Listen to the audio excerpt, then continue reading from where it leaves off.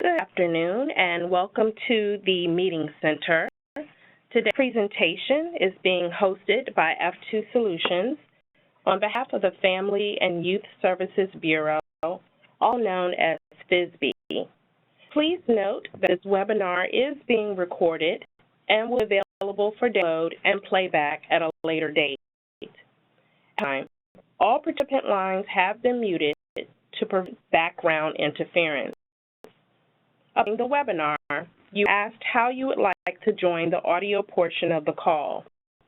Use telephone or computer speakers.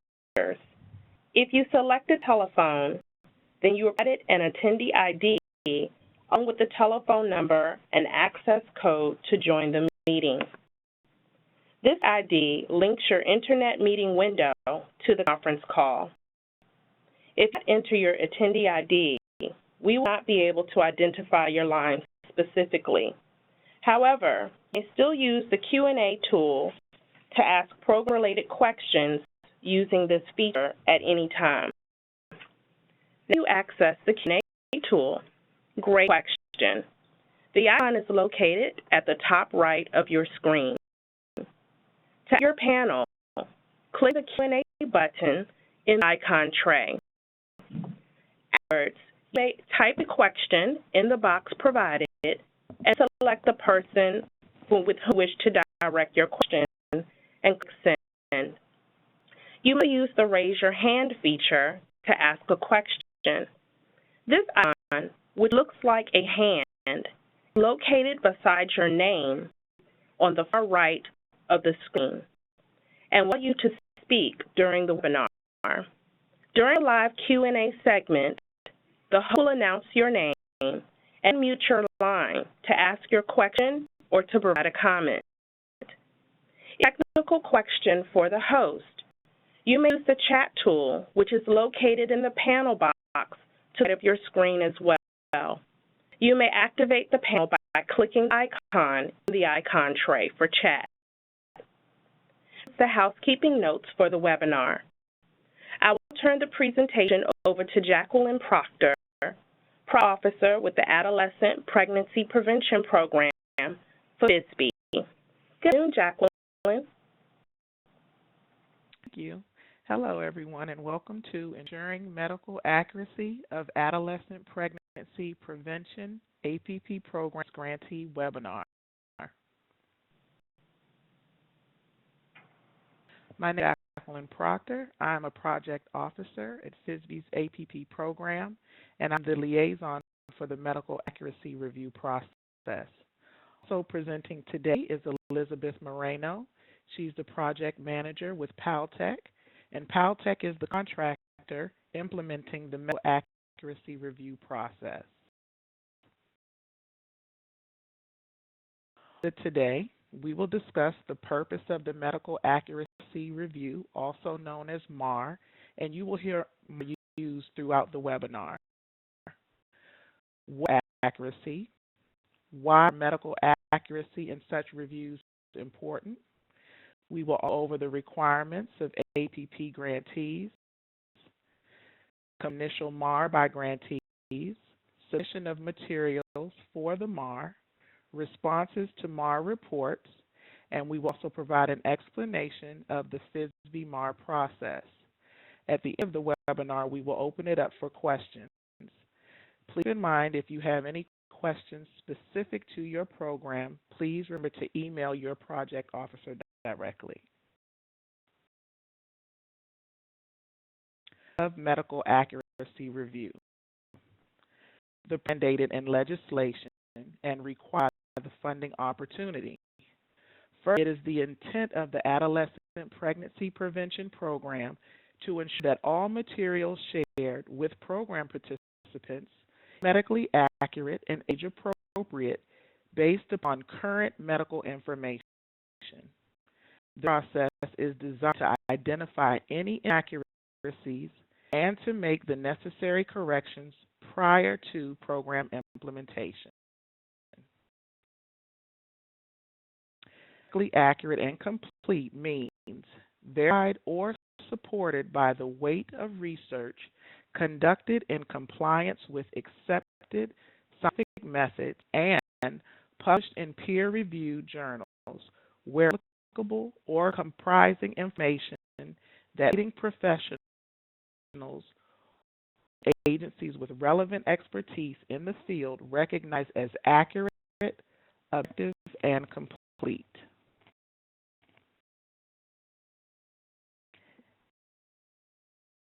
What is accuracy? Why is medical accuracy important? Adolescents, along with all recipients of public health information, deserve reliable, accurate information to best equip them to make healthy decisions for their lives.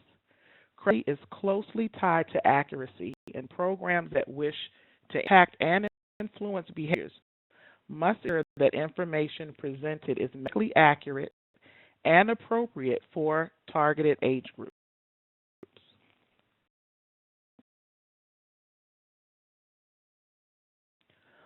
Accuracy reviews important. Medical information is constantly evolving and new discoveries are made. Program materials can become outdated. Accuracy reviews help ensure that program materials are accurate and complete, as well as kept current and up to date. Grants are encouraged to independently review materials on a regular basis and make updates as needed. APP Grantees. As APP Grantee, you will help ensure that program materials are medically accurate by first conducting the initial medical accuracy review. You'll submit materials to FYSB and PALTEC for review. You'll receive inaccuracies noted in the medical accuracy review report, and you'll submit responses and revisions to FYSB and PALTEC. This will be further explained by Elizabeth Moreno, and I will now turn the presentation over to her.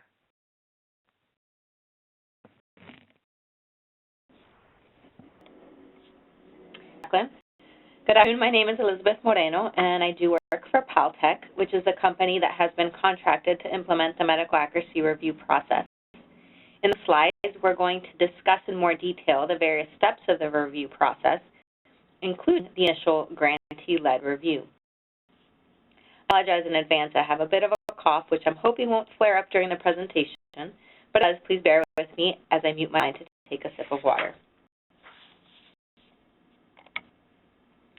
Prior to submitting program materials to PALTEC and FYSB, you should conduct an internal medical accuracy review. It is also recommended that when this entire review process is complete, continue to conduct internal reviews at least yearly as medical information changes and you need to ensure that your program has the most accurate and current information available. Step the initial review. Grantees should conduct initial review of their program materials for medical accuracy prior to submitting to FYSB and PALTEC. If you're using program materials that can be modified, any found during your review should be corrected prior to submitting your materials to FYSB and PALTEC. Our experience has demonstrated that grantees reviewing materials carefully prior to the intervention may make a difference in the materials you ultimately choose to use in your project. If you discover that there are issues that permeate the program materials and require major modifications, you decide to consider alternatives rather than having to incorporate extensive modifications. Note beforehand will save you the time of waiting till the end of the FYSB review process to be made aware of this and potentially have to start the review process all over again with different materials.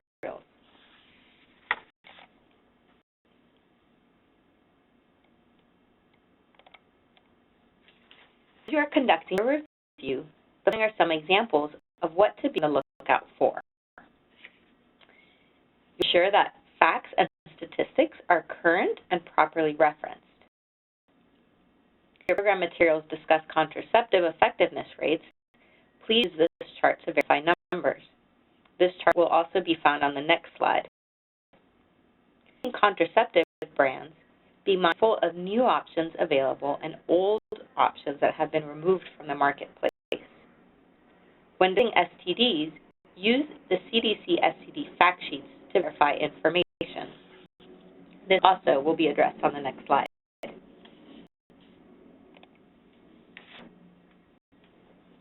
Resources has been developed to help reviewers verify medical information and provide recommendations and references for correcting medically inaccurate information. The previous slide can also be found in this list.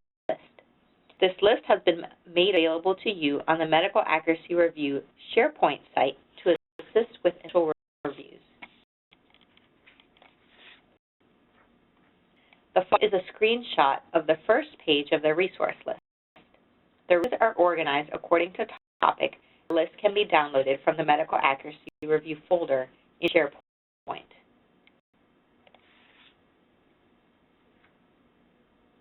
And here, this is just a snapshot of a section of page 1 of the multi-page list.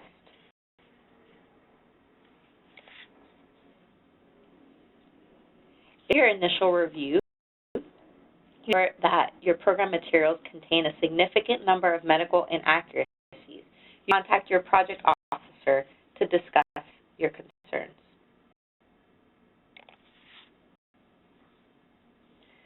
To discuss how to go about submitting program materials to FYSB and PALTEC for review.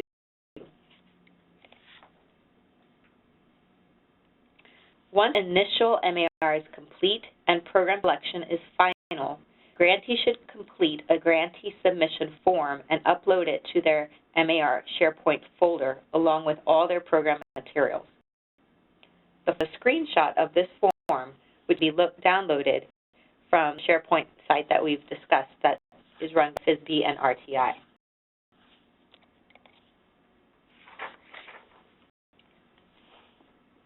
The submission form is pretty straightforward.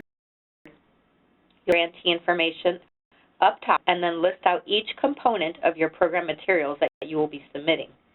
For instance, if your curriculum contains a teacher manual, a video, and 3 brochures, you'll need to list out each of those components and the corresponding information.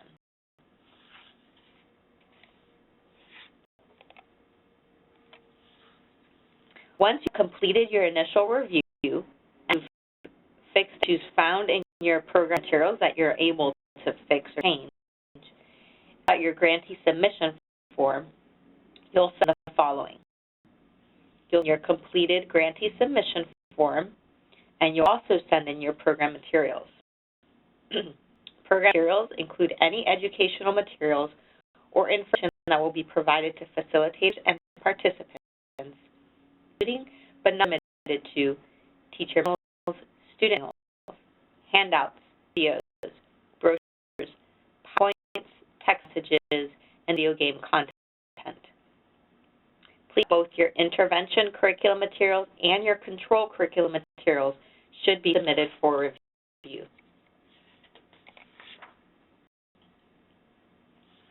If you have electronic files of your program materials, this is how you'll go about submitting them. You should upload their electronic files of program materials to their Medical Accuracy Review folder in the SharePoint site. You will receive an email later this week, or you may have already received it, with instructions on how to access the SharePoint site. If you do not receive this email or don't receive it by the end of the week, or encounter difficulties accessing your folder, please contact your project officer for assistance.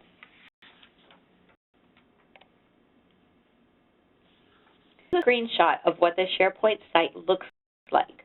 If you are a Prius grantee, you will click Prius folder and find your individual grantee folder within it. It is in that folder that you will upload your program materials and your grantee submission form.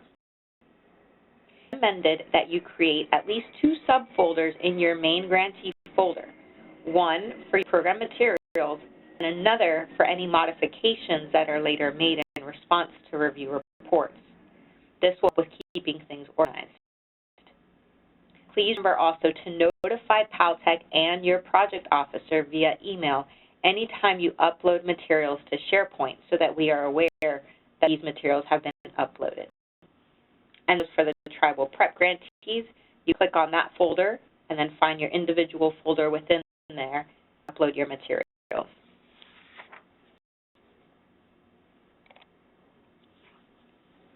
If you have a hard copy of a curriculum, you'll follow the instructions.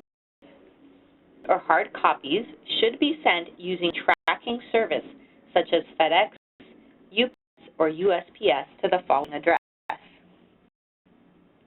You will make out the attention to me, Elizabeth Moreno, and there the address has been provided. You should email Paltech and copy their PO, noting them that a package has been sent, so then be on the lookout for it. And if you have received the package, we will send you a confirmation email letting you know it has been received. If you hear from us, please follow up to make sure the package doesn't get lost along the way. All grantees should attach the complete grantee submission form to the email that you send to us, letting us know that you have sent the package, so that we can know exactly what items to expect. Discuss what happens once we review your materials.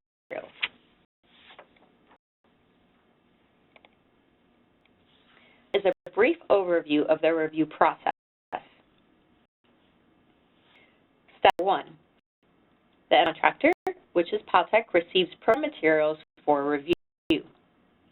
As our contractor team, Laura Cochran and myself will be working with you to confirm receipt of materials, assign materials to reviewers, consolidate reports, send reports to FYSB and grantees, and do modifications.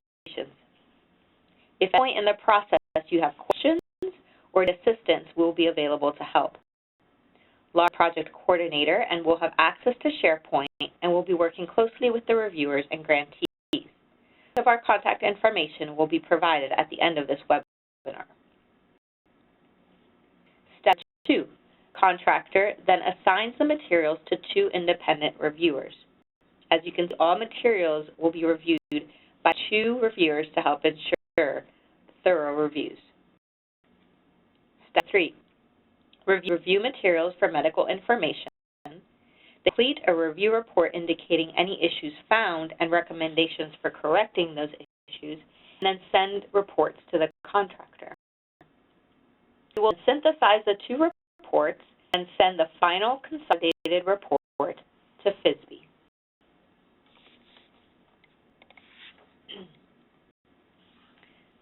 Step 5. The consolidated report, once by FYSB, is then sent to the grantee, and he is required to make corrective changes when applicable. Lastly, grant modifications are reviewed by FYSB and the contractor, and a final email is sent to the grantee stating that they may proceed with implementation of updated materials, and that their modifications addressed all the issues. The consolidated reports will be uploaded to the grantee folders in SharePoint site. Indications made to materials in response to these reports should also be uploaded to these folders. Please remember that it's important to send an email to Paltech and your project officer anytime materials are uploaded to SharePoint so that we know that they are there and ready for review.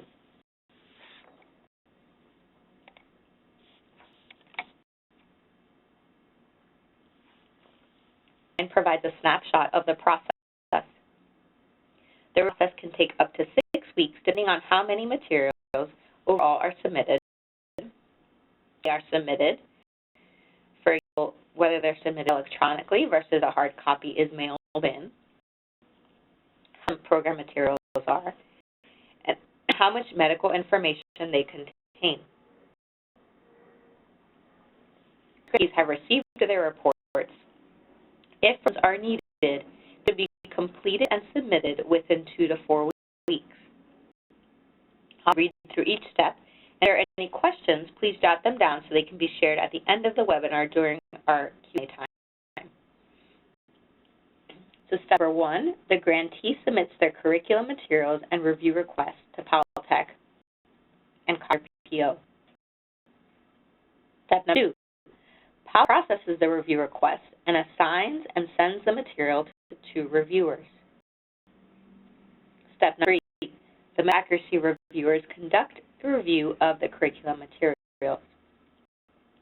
The time varies week 2 to 5, depending on, again, if we just receive 1 copy of a curriculum, then we will have to mail it to the first reviewer, and when they are done, they will then mail it to the second reviewer, which will extend the amount of time it takes to review the item. And electronic copies are encouraged if that is an option. Number 4, PAL reviews the medical accuracy review reports that were created by the reviewers and then develops a consolidated report. Step 5, PALTECH submits the consolidated report to FYSB and sends to the grantee once approved. Number 6, the grantee reviews the accuracy review results. 7, the grantee, if needed, revises their curriculum or insert pages to address the issues found. Step 8, the grantee submits their revisions to PALTECH and FYSB. And step number 9, PALTECH reviews the revisions and provides feedback to FYSB and the grantee. The range of time here in the timeline is dependent on various factors, including whether materials are sent electronically or via mail, the length of materials, and medical information the materials contain.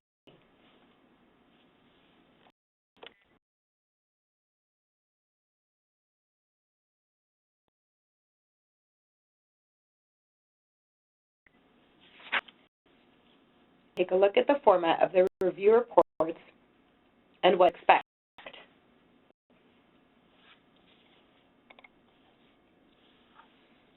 The first screenshot of the first page of the medical accuracy review report template that will be used by reviewers, and the report you receive at the completion of the reviews will be in format. A copy of the template can be downloaded from the SharePoint site.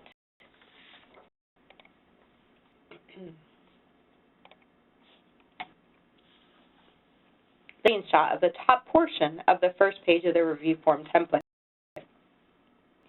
When you get from SharePoint, you will see there's a section on the second page which can be noted.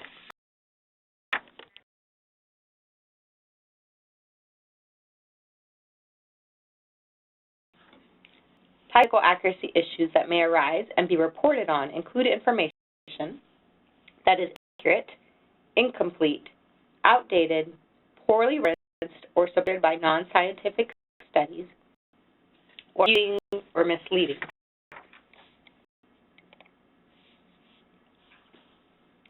The slides include specific examples of medical accuracy issues and exhibit how such issues will be documented in the MAR report.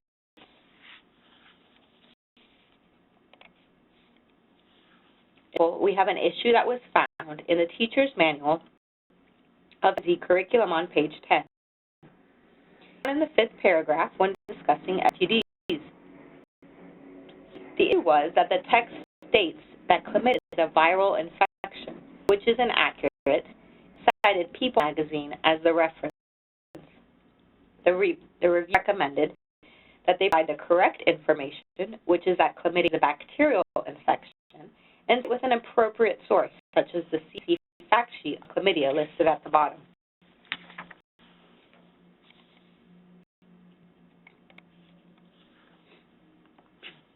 During minute 23, where a teacher girl is informing her friend about STIs and their symptoms, information is stated.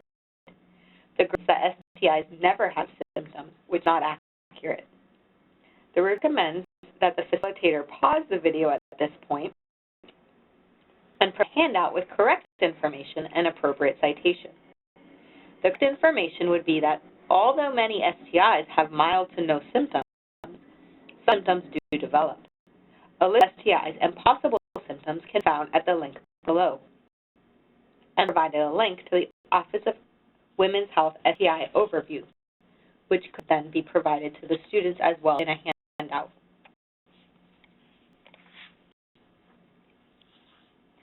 In this example, an issue was found on a poster. The chart on birth control methods and contains outdated information, available methods, and most recently FDA-approved brand names. It recommends that this poster be replaced with either a new poster or a handout with updated information from the links they provided in the reference section.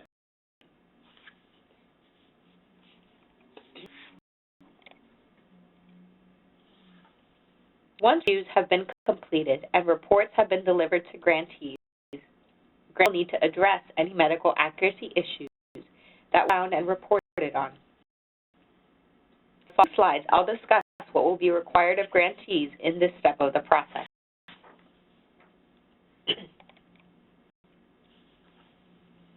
All issues noted in the MAR report must be addressed. How the grantee goes about addressing issues may vary. For example, you make modifications to the actual curriculum text if the text are able to do that. You may create an insert with updated information, or select a different or supplemental brochure video handout to use, which contains current information.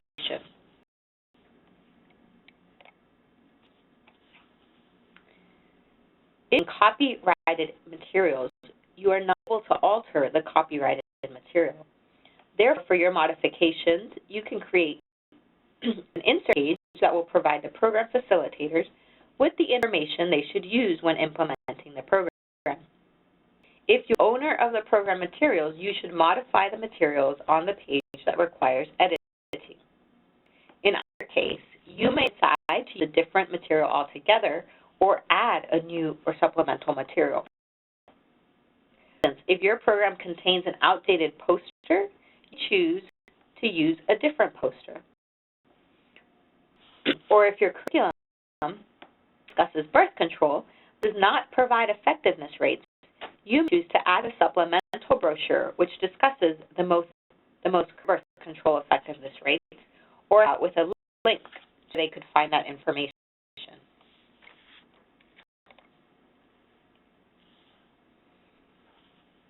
When you needed your modifications or create insert pages or supplemental items that you desire to use, these should be submitted to Paltech and FYSB via the SharePoint website.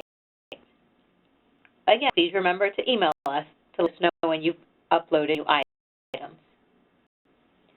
And Paltech verify that the modifications have been made, issues have been addressed.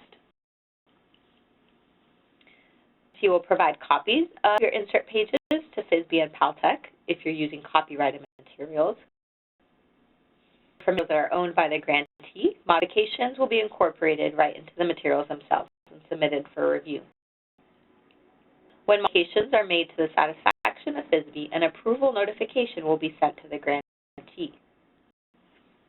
We'll review any modifications, insert pages, or supplemental brochure items and back to you if additional information or changes are needed.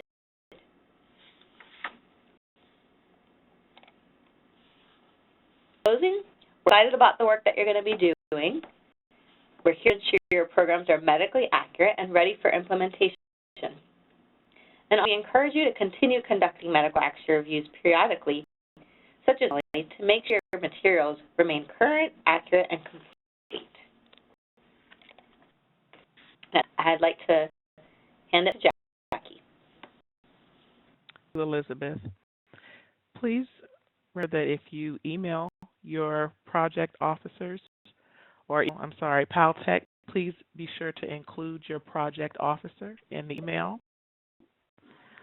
The contact information is provided for all of the project officers: Itish Bailey, Sarah Axelson, Jessica Johnson, Molly Belzer, Rachel Yavinsky, and Paltech staff Elizabeth Moreno and Laura Cochran. At this time, we'll open it up for questions. Thank you. A question from Robin Lutz. She says, the first page of the MAR says copyrighted and licensed.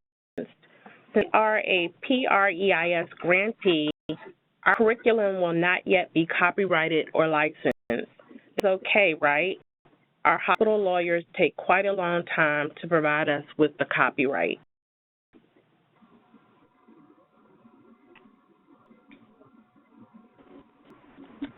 Hi, IT Bailey, one of the project officers. And so that's a great question in regards to PREIS programs and PREIS curricula and interventions. A number of PREIS grantees might not have their intervention copyrighted yet. So it is fine. We recognize where you are in the process of your project. If your intervention is not copyrighted, those materials and that intervention can still be submitted for accuracy review. Okay. And I do not see any more questions on the floor. Oh, I do have a question here. I'm sorry. The question is, Michael Maurice, do we need to submit all materials for both our intervention and an alternative control program?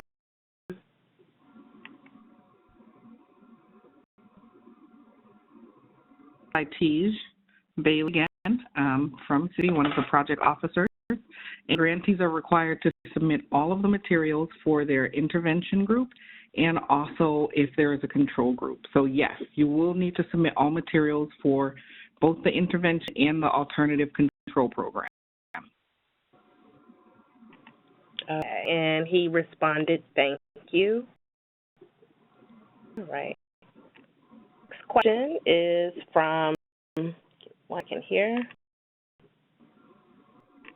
Question is from Celia Thomas.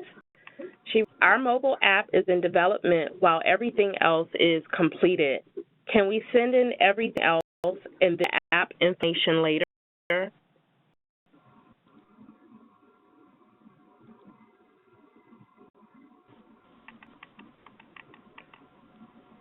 This is Elizabeth from Paltech, and that would be fine. In general, we encourage that he send all their materials at one time, but we do recognize there are going to be special circumstances where a video is being developed or something like that. And so if the rest of your materials are ready, you go ahead and send those in. And I can't remember if you said it was a game or a video, but if you are able to send in the script once that's done, or the back end of it, so that we can see all the content, that would be great. Okay. Also wanted to note that the app will not be introducing new information. Okay.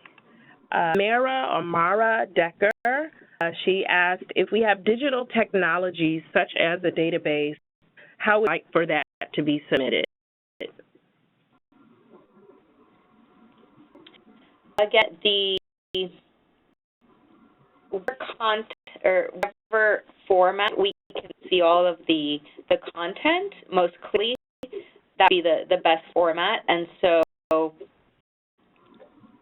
instance, some games online that require you going through multiple steps and so forth. So it's hard to make sure that you capture all of the content. So we've asked grantees in those situations to provide a script of any information or text or things that are being spoken in game. And so database, if there's a way to extract that content and send to us, that's best. Or if it's just a website where you click on it and we can see all that information and easy to see on the website, that's fine as well. Okay. And we have another question from Michael Maurice, who noted from James Madison University, for our intervention, we are producing videos and will be submitting scripts. Is there a way to get feedback or reviews on a unit-by-unit basis and in order for us to begin filming and production?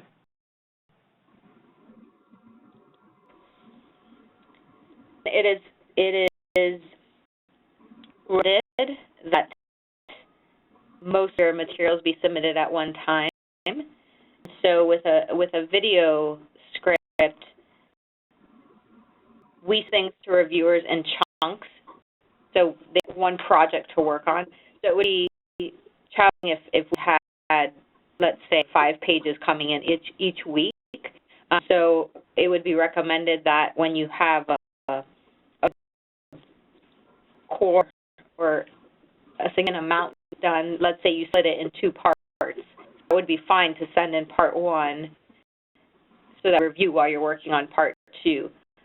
But we would encourage, for instance, 10 parts be sent in over 10 weeks. And he just wanted to follow up to say, we plan to submit everything at once, but are interested in receiving feedback in chunks if possible. Okay. In a special case like that, if you could just reach us individually, and then we can discuss that and see if that would be a possibility. Okay. Give me 1 minute here to see if there's any more questions on the floor. Right.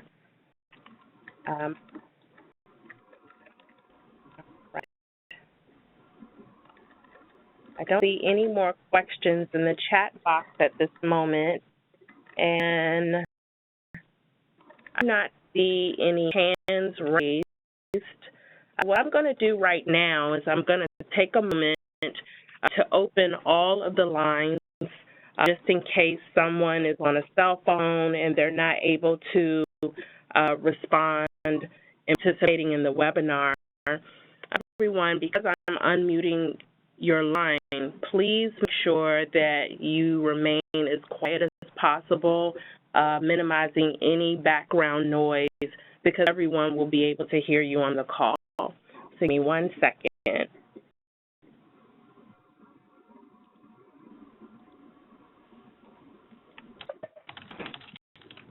Okay, so I have unmuted everyone's line. And if you have any questions, please let them know right now. Okay.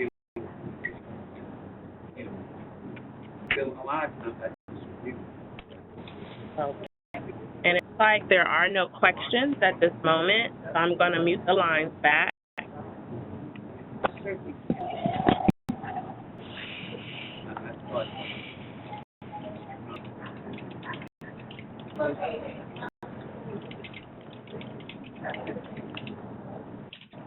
Give me a second here. I do have a question from Darcy Paget. He wants to know, can we receive, I'm sorry, Darcy, I just missed your question there. It was something that you wanted to receive. You can try to me in a copy of the presentation. We will have a copy of the presentation, the recording. It will be provided to you at a later time. And then, he's gonna be at Right, that's why. I apologize. 1 moment. I'm trying to mute everyone's line, but for some reason it's not letting me do it. That's a very formal.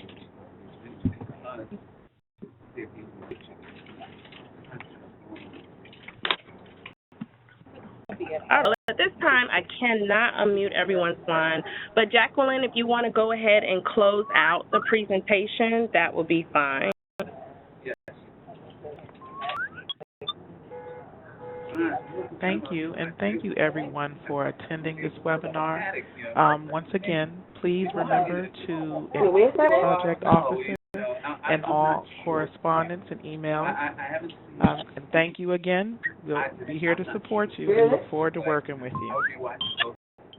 All right, this concludes this webinar. Thank you all. Thank you.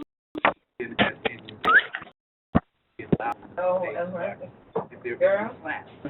Thank you. And let me give the drama with that.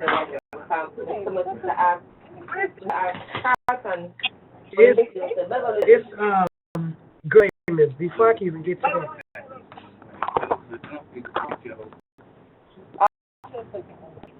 Yes, right. Yeah, it's a Right. I'm about to I'm a guy. Hello, Mr. Are you still at the level of the judge? He said, no, all right,